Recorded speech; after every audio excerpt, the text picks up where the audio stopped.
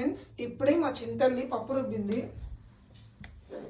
చూద్దాం ఏం చేస్తుందో. కుట్టి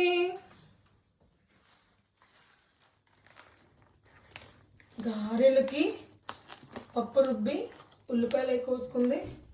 ఇప్పుడు ఇది రెడీ చేసేస్తుంది, గారెలు వేసేస్తుంది అంట. చూసేద్దాం గారెలు ఎలా వస్తాయి కూడా మీకు పెడతాను. ఓకే,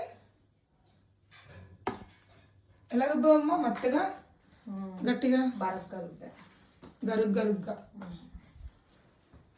ఏ రెసిపీ చేయాలన్నా మా లోహి తర్వాతే.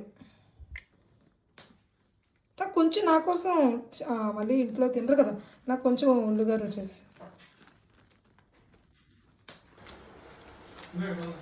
సో మొత్తానికి అయితే గాలి చాలా బాగా చేస్తుంది. చూడండి ఒకసారి ఎంత బాగా చేస్తుందో మా చింతలి. చూసారా మీరందరూ కూడా. ఇది పై ఉన్ని నాకు కదా అమ్మా ఉల్లిపాయ గారెలు అంటే నాలుగు సరిపోతే, నాకు ఎక్కువ తినలేను నేను. ఇదిగోండి ఫ్రెండ్స్, చూడండి. నేను ఎప్పుడు గారెలు వేసి విరిగిపోతూ ఉంటాయి, కానీ చింతలు గారెలు వేస్తే ఎంత బాగా వచ్చాయో చూసారా.